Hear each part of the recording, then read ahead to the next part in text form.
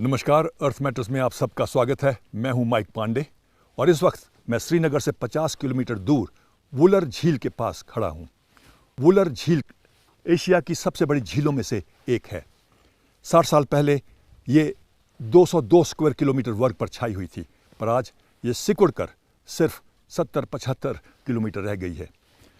झील ही नहीं, लाखों लोग जो इस पर निर्भर करते हैं, उनका भी अस्तित्व खतरे में है।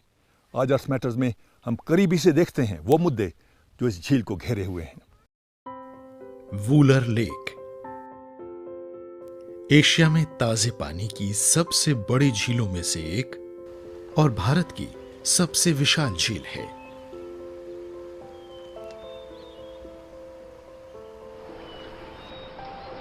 यह झील भारत के 6 ऐसे वेटलैंड्स में से एक है जिन्हें रैमसर साइट यानी पृथ्वी की विरासत होने का दर्जा दिया गया है।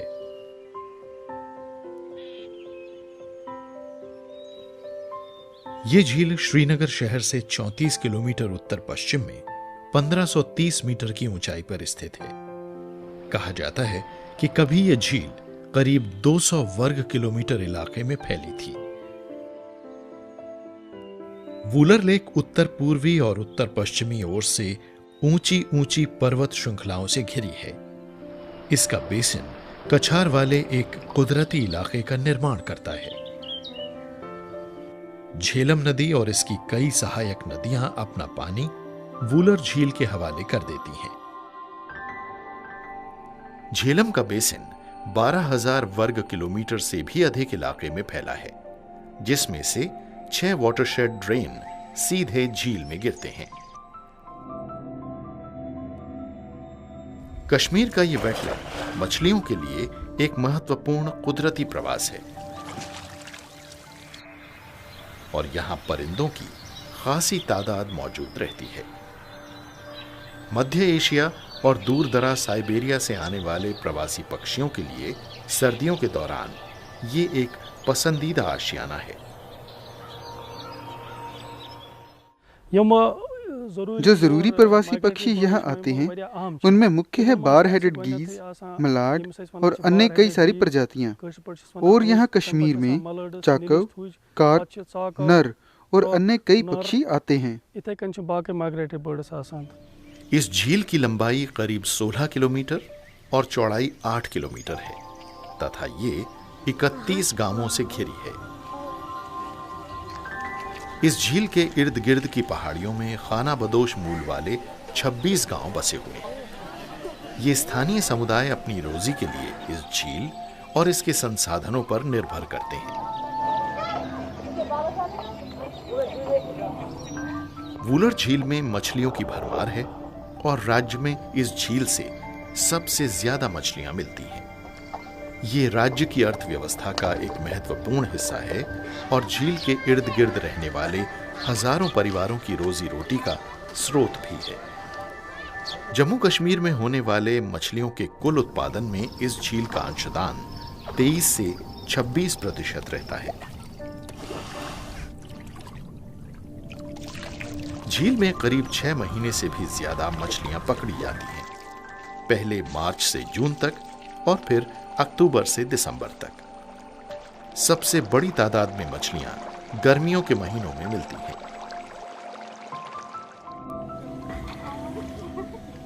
इस वेटलैंड से वाटर चेस्टनट्स के जरिए भी राज्य सरकार को काफी राजस्व मिलता है, जो झील वाले इलाके में बहुतायत से उगता है। वाटर चेस्टनट और निलंबियम को स्थानीय तौर पर सिंघाड़ा कहते हैं और यही यहां सबसे ज्यादा मिलते हैं। वाटर चेस्टनट यानी सिंघाड़ा स्थानीय समुदायों के आहार का एक प्रमुख जरिया है और यह झील के लगभग 22 वर्ग किलोमीटर इलाके में उगता है, यानी झील में उगने वाले पौधों का करीब 50% हिस्सा। इस पौधे को पारंपरिक तौर पर कश्मीरी लोग अपने लिए इस्तेमाल करते थे, लेकिन अब इसे आसपास के शहरों में ले जाकर बेचा भी जाता है, जिससे स्थानीय समुदायों के लिए राजस्व पैदा होता है। आसपास मौजूद किनारों और कम ऊंचाई वाले इलाकों का इस्तेमाल धान, विलो और फलों के पेड़ों की खेती के लिए किया जाता है।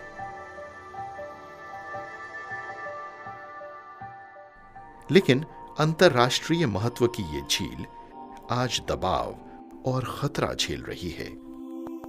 विशेषज्ञों के मुताबिक ये झील कभी 200 वर्ग किलोमीटर इलाके में फैली हुई थी, लेकिन अब ये सिकुड़कर सिर्फ केवल 60 वर्ग किलोमीटर में ही रह गई है। इसकी सबसे ज्यादा गहराई सिर्फ 6 मीटर है और ये लगातार उथली होती जा रही है। अगर इस सिलसिले को रोका न गया तो इसके गंभीर परिणाम हो सकते हैं और ये झील हमेशा के लिए गायब भी हो सकती है। इसके लिए जो कारण जिम्मेदार हैं वो इंसान के बनाए हुए हैं। बेतरतीब विकास और जंगलात की कटाई इस पर अपना खराब असर डाल रही है।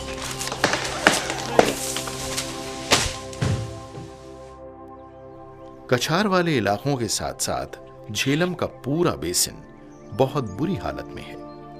इसके कारण भारी तादाद में गाद वूलर में पहुंचकर इसके सिकुड़ने की वजह बन रही है और पानी की गहराई भी घट रही है। श्रीनगर शहर और सोपोर, बांदीपुर और बारामूला से सीवेज की भारी तादाद सीधे झील में पहुंचती है, जिससे यूट्रोफिकेशन की प्रक्रिया में इजाफा होता है और उससे फिशरीज की बढ़वार और विकास बुरी तरह प्रभावित होते हैं। वूलर लेक के पेड़ पौधे झील की पर्यावरण प्रणाली का एक महत्वपूर्ण हिस्सा हैं, जो पर्यावरण के नजरिए से और आर्थिक दृष्टि से भी फायदे मुहैया कराता है। झील वाले इलाके के अंदर रहने वाले समुदाय कई उद्देश्यों के लिए पानी में उगने वाले इन पौधों का इस्तेमाल करते रहे हैं, खासकर भोजन और चारे के लिए। खेतों से बहने वाले रसायनों की वजह से जलीय पौधों और खरपतवार की बेरोक टोक बढ़वार हुई है। अजोला और एलिगेटर वीड्स जैसी प्रजातियों की घनी बढ़वार ने झील का दम घोट दिया है। इससे पानी के बहाव और पर्यावरणीय और आर्थिक फायदों को मुहैया कराने की इसकी संभावना को घटाया है। खेतों में किसान रसायनों और कीटनाशकों का अंधाधुंध इस्तेमाल करते हैं और बागवान भी फंगस वगैरह को दूर करने के लिए रसायन छिड़कते हैं। ये सब चीजें सीधे ही झील में पहुंच जाती हैं। बागानों से निकलने वाले सूक्ष्म कणों ने इस जल क्षेत्र में पहुंचने वाले पोषक तत्वों की रफ्तार और तेज कर दी है, जिससे पानी की गुणवत्ता गिरती जा रही है। विलो को लगाने से यहां संतुलन और गड़बड़ा गया है और इससे वेटलैंड की हाइड्रोलॉजिकल प्रक्रियाएं बदल गई हैं। इन बागानों को विभिन्न सरकारी विभागों ने राज्य की जलावन की लकड़ी संबंधी जरूरतों को पूरा करने के लिए लगाया था। ये बागान झेलम नदी के गाद वाले पानी में अवरोधों की भूमिका निभाते हैं, जिससे ये तलछट झील में पहुंच जाती है। इससे झील की पानी की क्षमता कई गुना घट जाती है। ये एस्टिमेट किया है कि 22 लाख ट्रीज लेक के अंदर ग्रो कर रहे हैं, तो उनको हम रिमूव करेंगे जिससे इसकी वाटर होल्डिंग कैपेसिटी इंक्रीज हो जाए। कैचमेंट एरिया जो 1144 square kilometre directly Wular lake में ड्रेन करता है, उसमें afforestation work, small engineering works, ताकि सिल्ट लोड कम हो सके। मरे हुए जानवरों के पिंजर सीधे ही झेलम नदी में फेंक दिए जाते हैं, जो वूलर झील में इकट्ठे होकर सेहत के लिए खतरा पैदा कर देते हैं। अपनी लोकेशन की वजह से इस झील में पूरे बेसिन का गंदा पानी इकट्ठा हो जाता है। इसमें घरेलू और ठोस इंसानी कचरे के अलावा खेतों से निकलने वाला पानी और उद्योग धंधों से निकलने वाला गंदा पानी भी होता है। इससे झील का पानी काला हो गया है और ये बेहद प्रदूषित है।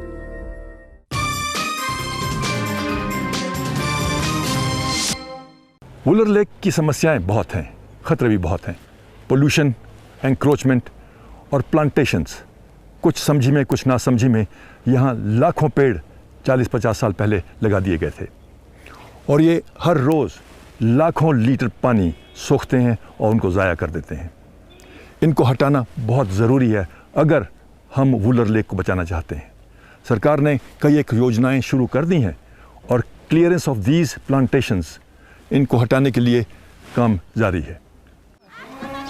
अंदाजों से खुलासा होता है कि झील के किनारे पर बसे गांवों के 42% से भी ज्यादा परिवार अपने घरेलू काम के लिए इसी झील का पानी लेते हैं, जिससे वो जल जनित बीमारियों और संक्रमणों के शिकार हो जाते हैं। बीते बरसों के दौरान जल जनित बीमारियों, पैदाइशी खामियों और किडनी और लीवर के रोगों के मामलों में धीरे धीरे बढ़वार होती देखी गई है। ज्यादातर परिवारों में सांस और गैस्ट्रोइंटेस्टिनल गड़बड़ियां तथा बच्चों में दमे की शिकायत आम होती जा रही है।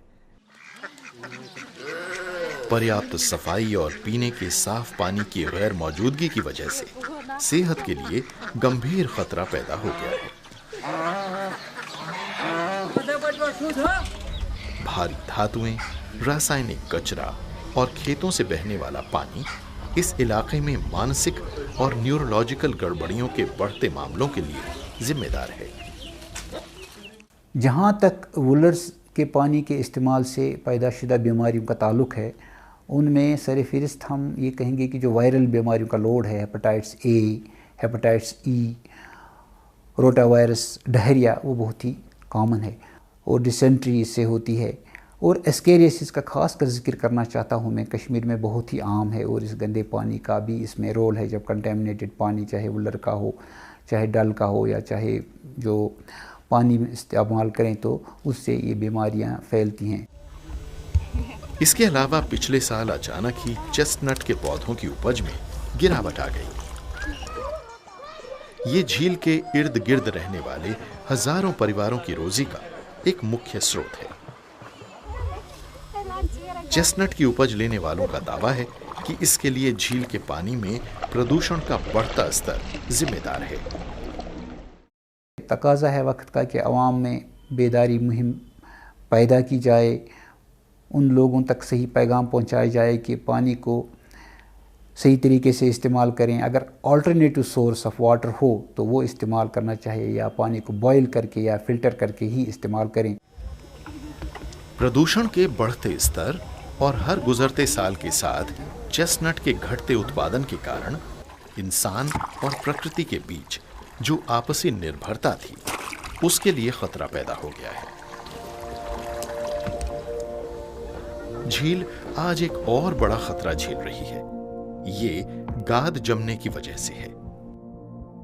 सूखी खेती वाली जमीन का करीब 30% हिस्सा गंभीर कटाव का खतरा झेल रहा है, क्योंकि इसे किनारों पर से भी जोता जा रहा है। इसकी वजह से नालियां बन गई हैं, जिनसे हर साल झील में काफी तलछट पहुंच रही है और इससे झील की गहराई कम होकर उसका आकार सिकुड़ता जा रहा है। अर्थ मैटर्स की टीम ने इस झील का दौरा किया। जब कार वुलर झील के किनारों पर, खासकर बांदीपुर श्रीनगर सड़क पर पहुंची, तो टीम को यहां बड़े स्तर पर खनन का काम होता नजर आया।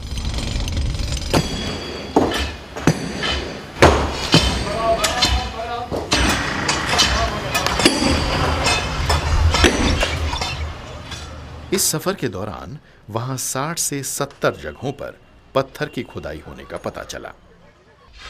ये क्वेरीज इस पूरे इलाके में चल रही हैं और इनकी वजह से ढेर से पत्थर और गाद झील में समा जाते हैं और उसकी गहराई कम होती जा रही है। झील के कछार वाले इलाके में चरागाह और हरे इलाके मौजूद हैं, जो कश्मीर की उप खाना बदोश जनजातियों के मवेशियों के चराई वाले प्रमुख इलाके हैं। ये इलाका दूर से तो बहुत अच्छा लगता है, लेकिन नजदीक आने पर पता चलता है कि यहाँ पर्यावरण से जुड़ा एक बड़ा हादसा बस जैसे होने को ही है। इन चरागाहों में हजारों मवेशी चरते रहते हैं और उनकी हद से ज्यादा चराई की वजह से झील के आसपास के इलाके बदहाल हो जाते हैं और इस तरह इस झील का भूदृश्य हमेशा के लिए बदलता जा रहा है। इसके अलावा मौसम की उपयुक्त स्थितियों और गीली मिट्टी की वजह से मवेशियों के गोबर में मौजूद बीज उगने लगते हैं, जो अलग अलग इलाकों से यहां पहुंच जाते हैं। इससे खरपतवार और पौधों की बहुत सी हमलावर किस्में खूब बढ़ती और फैलती हैं। ये स्थानीय पौधों की प्रजातियों के लिए एक सीधा खतरा है और इससे चारे की उपलब्धता में भी कमी आई है। लेकिन इससे भी ज्यादा गंभीर बात यह है कि कुछ लोग झील के बड़े इलाकों को गैर कानूनी तरीके से अपने कब्जे में लेने के लिए झील में मिट्टी डाल देते हैं ताकि बागान लगाए जा सकें और खेती की जा सके। इससे वूलर झील पर बहुत विपरीत असर पड़ रहा है। ये पानी के ज्यादा बहाव और उस बहाव को नियंत्रित करने की वेटलैंड्स की घटी हुई क्षमता के लिए मुख्य रूप से जिम्मेदार है, जिससे लाखों लोगों, पानी में रहने वाले जीवों और इस क्षेत्र की अर्थव्यवस्था के लिए खतरा पैदा हो रहा है।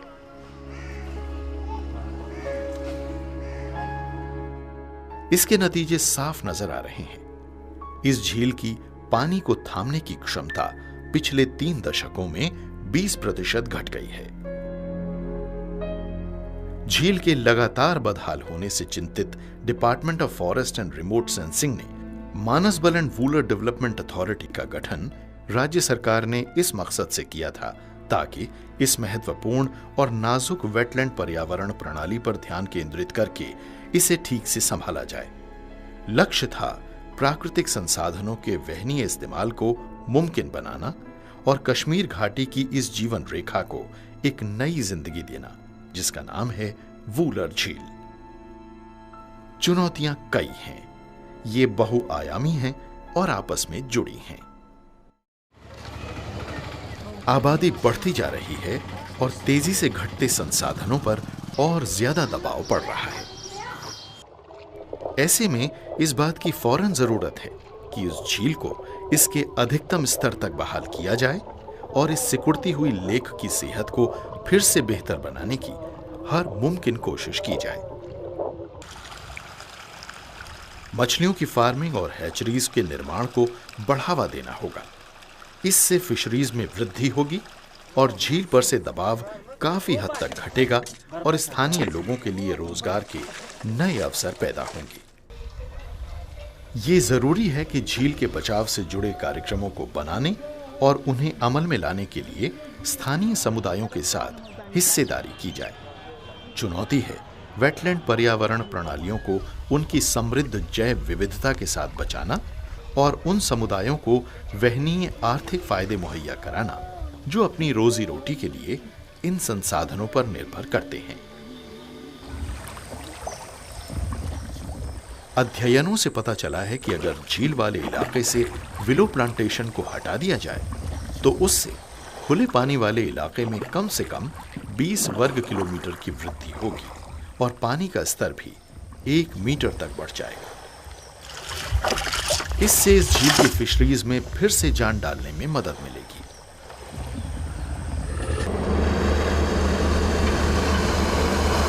झील से गाद निकालने के लिए ड्रेजिंग की मदद लेनी होगी। डल लेक में इस्तेमाल किए गए ड्रेजर काफी हद तक कामयाब रहे हैं। हर साल झील की सफाई करने और इसके आसपास वाले वन क्षेत्रों को बहाल करने की फौरन जरूरत है। इससे गाद के झील में बहकर आने की रफ्तार धीमी हो जाएगी। इससे हम झील में फिर से जान डाल पाएंगे, इसके संसाधनों को फिर से बहाल कर पाएंगे और स्थानीय समुदायों की रोजी रोटी को कायम रखने में मदद कर पाएंगे।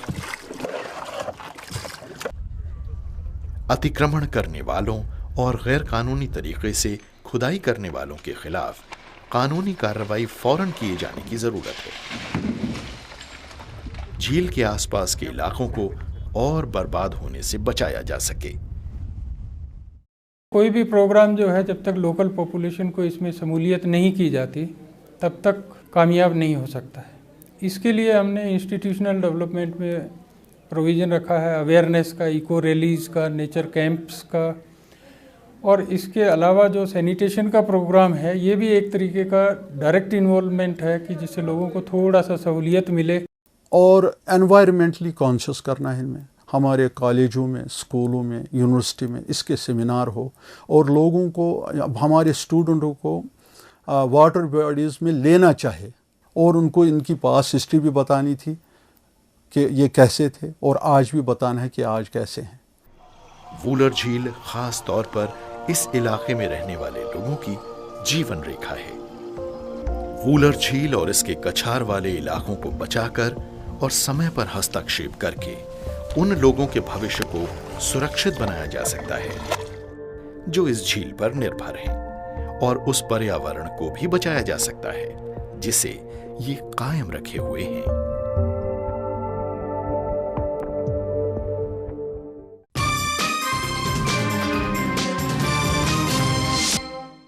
वूलर लेक एशिया की सबसे बड़ी झीलों में से एक है और आज हमने करीबी से देखा कई मुद्दे, कई इश्यूज जो इसे घेरे हुए हैं, पर सबसे अहम, सबसे चिंताजनक है एंक्रोचमेंट और पोल्यूशन। यहाँ जो बस्तियाँ हैं, यहाँ के लोग जो यहाँ रहते हैं, कई लोग बीमार भी हैं। कारण वाटर पोल्यूशन, यहाँ का मल मूत्र सब पानी में जाता है और इससे पानी तो प्रभावित है ही, जानवर, यहाँ की सब्जियाँ, लोग बाग सब प्रभावित हैं और ये बहुत ही एक सीरियस इशू है। इसे सुलझाना बहुत ज़रूरी है। जान है तो जहान है।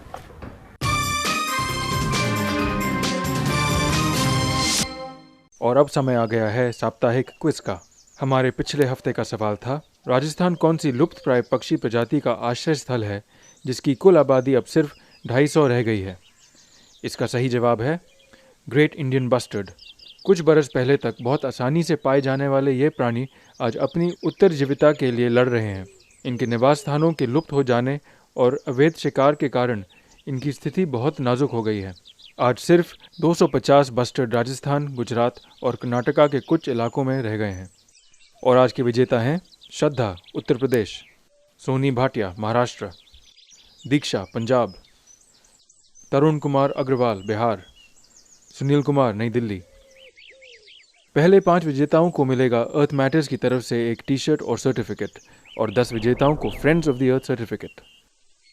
और इस हफ्ते के स्पेशल सर्टिफिकेट विनर्स हैं विशाल हरियाणा, पंकज कुमार नई दिल्ली, ऋषभ आनंद बिहार, रेनी थॉमस महाराष्ट्र, जयशंकर सोनी राजस्थान, आकाश शर्मा हिमाचल प्रदेश, आसित पॉल त्रिपुरा, पल्लवी गुप्ता उत्तर प्रदेश, फहद बेग कर्नाटक, रजत लिमाये गोवा।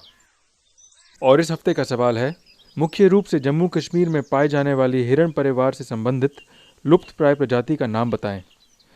सवाल एक बार फिर से सुनिए।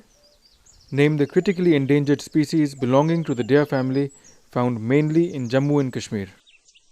अपने जवाब एक हफ्ते के अंदर हमें इस पते पर लिख भेजिए। हमारा पता है earth matters, PO bag number 3, greater Kailash 2, Nai Delhi 110048। और हमारा ईमेल ID है dd.earthmatters@gmail.com। तो आज का हमारा सफ़र यहीं ख़त्म होता है। अगले हफ्ते आपसे फिर मुलाकात होगी एक नई जगह, एक नए मुद्दे को लेकर और एक नए सफ़र पर। तब तक के लिए आपसे इजाज़त चाहते हैं, लेकिन भूलिएगा मत, अपने ख़त, अपने सुझाव हमें ज़रूर लिख भेजिएगा। हमें आपके ख़तों का इंतज़ार रहता है। तब तक के लिए अपना ख्याल रखिएगा। नमस्कार।